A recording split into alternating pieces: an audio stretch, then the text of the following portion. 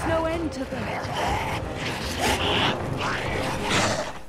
For several years now, BioWare has successfully created interactive experiences that have been loved by players and critics alike, and 2 years ago, Dragon Age Origins was no exception. Origins was a shining example of what the studio could accomplish with a story-driven, squad-based tactical RPG, and was an all-around phenomenal package. Dragon Age 2 sadly does not live up to the first game's standards, or the enormous amount of hype that has been put on it over the past several months.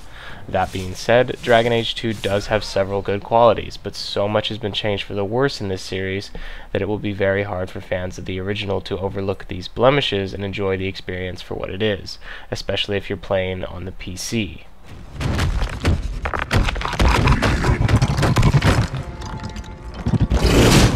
That can't be good. To start off, a lot has been said about the new combat system BioWare designed for Dragon Age 2. It's much faster and far more flashy than the first game, but the visual effects produced by skirmishes within the game lend to the overall stylized look of Dragon Age 2.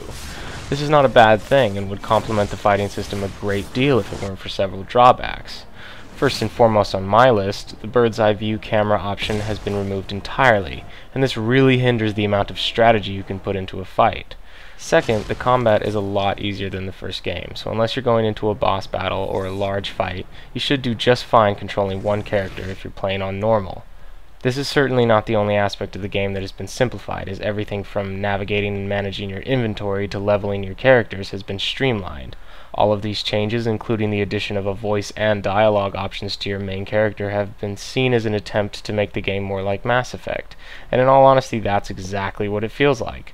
It's a shame so many of the traditional RPG elements that a lot of players appreciated about the first game have been watered down, if not removed altogether.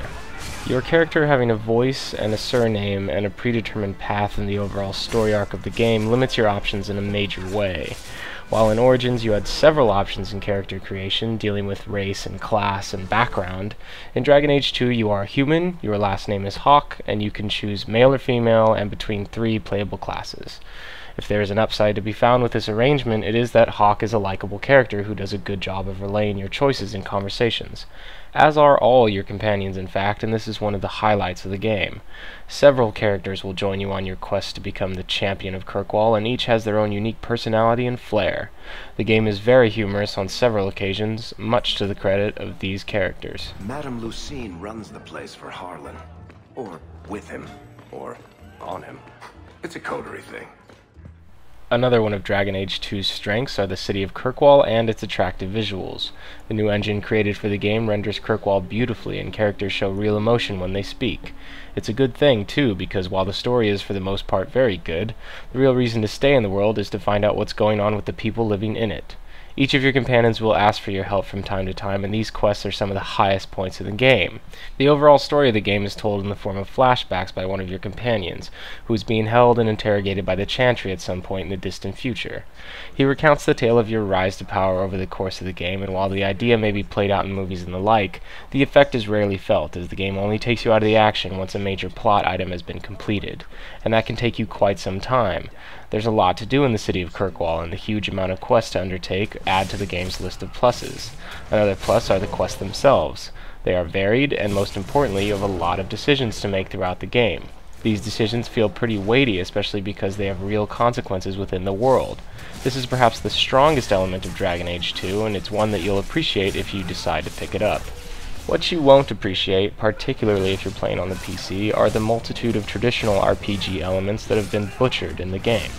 The watering down of everything that made the first game so tactical and so much fun really leaves a lot to be desired, and if you're playing on the PC and have recently played the first game, it will lead to a lot of frustration. It's a shame that these elements couldn't have been left alone for the PC version of the game, as I'm sure the new streamlined experience is appreciated on consoles. The PC does have a slight advantage over the consoles visually, but only if you've got a DirectX 11 enabled GPU. Overall, Dragon Age 2 is a good game, but it's certainly lacking a great deal, especially when compared to the first. The production values are extremely high, and at times the game is very enjoyable, but fans of Origins will inevitably be disappointed with the changes made. For a more detailed review, be sure to head over to our site at intensegamingtv.com. Thanks for watching this review. If you enjoyed it or felt that it was helpful, be sure to like and subscribe.